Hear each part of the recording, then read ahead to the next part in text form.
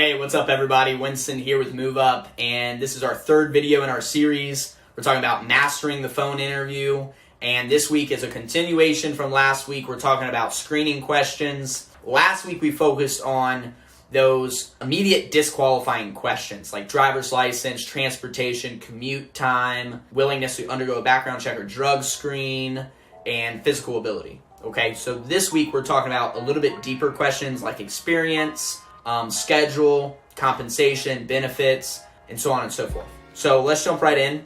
When you get to some of these further questions, you've now got to the point that, okay, this person meets a certain set of qualifications. Now we're trying to figure out a deeper level of if this person is a really good match. And so I'm going to probably start with schedule. That's also a pretty big disqualifier.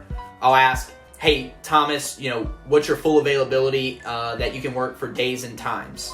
And I'll see whatever they say. I'll also follow up with weekends. I'll stress about Saturdays. Hey, Saturdays are typically our biggest day.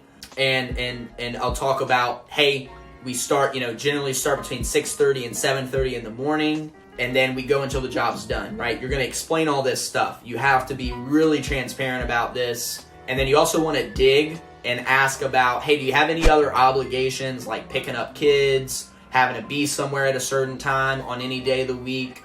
If it's a younger person, or just in general, you may ask everybody, hey, do you take any classes? Do you do any school? Do you have any other part-time jobs? So you want to know about all of their obligations before moving on from that. And then from there, I like to ask about experience. So I'll say, have you ever worked for a professional moving company? Do you have experience working for a professional moving company? That key word is professional. Because if you ask, hey, have you ever done moving before? Everybody and their brother has done moving. They say, oh yeah, I helped my buddy Joe, move their, apartment. Or, 5 years ago, they went on one moving job for their buddy that owns some rink-a-dink moving company. So you want to make sure you stress, hey, have you ever worked for a professional moving company? And if they tell you, yeah, I worked for so-and-so, okay, how long were you there, blah, blah, blah, and then you're verifying with their resume, you want to make sure you have their resume pulled up in like a PDF on a computer, and so you can fact check them, and you also may be referencing some other jobs that they've had around experience. These could be labor type jobs, these could be anything that's maybe blue collar, home service industry type jobs. From there, I like to transition to the driving experience. So, do you have any experience driving box trucks for a company? Okay, the key word there is for a company. Again, if you ask, hey, have you ever driven a box truck? Yeah, I've driven a U-Haul, but it was one time. That's way different than them driving, specifically a 26-foot truck for a company in a job.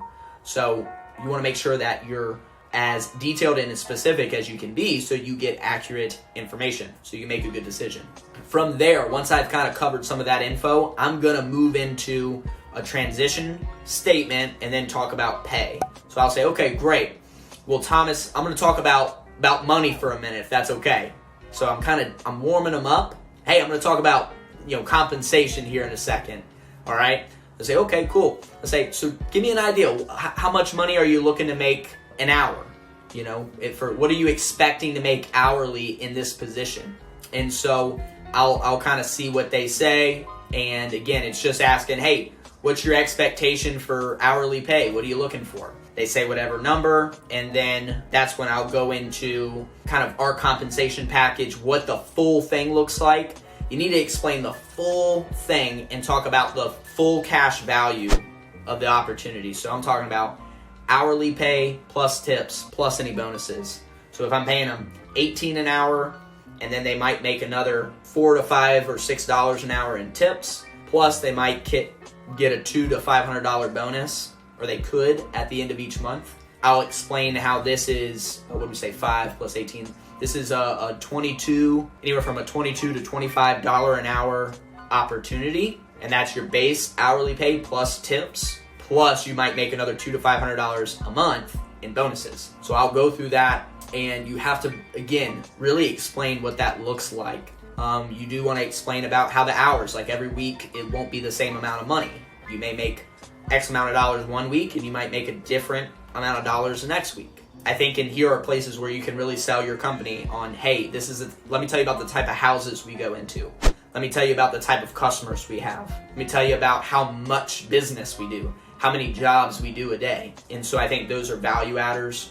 A lot of people, especially during the fall and the winter, they lose work because there's not enough business, and so they don't have enough hours, so they leave.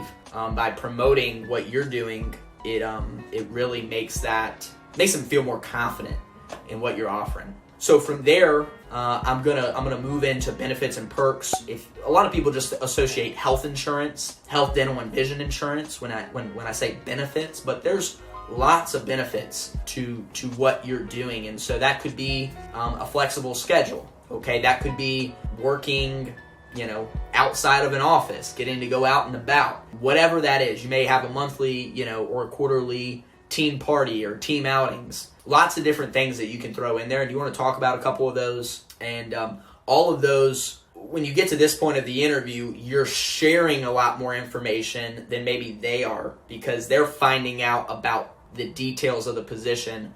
You're also gathering info. With the benefits and perks, I might ask, hey, at your current job or at your last job, what kind of benefits do you have currently? Like, what do you currently have? I like to understand where somebody's coming from. And the major part in all of that is in that back end of the qualifying, I'm taking a lot of good notes. I'm also making some notes about their speech and their communication. So I'm getting a feel for how good of a communicator they are. This is a customer service job. You're talking to customers every day. And so you need to be good at that when you're a mover.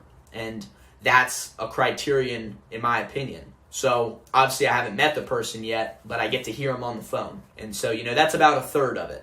Once you actually see them, you get to see their body language and whatnot. So that's this week's video. Again, just more tips and more questions and things that you're looking for when it comes to phone interviewing and really mastering the phone interview. So next week will be our last week in this series. We're going to wrap this up, but go crush it. We'll see you guys on the next video. Peace.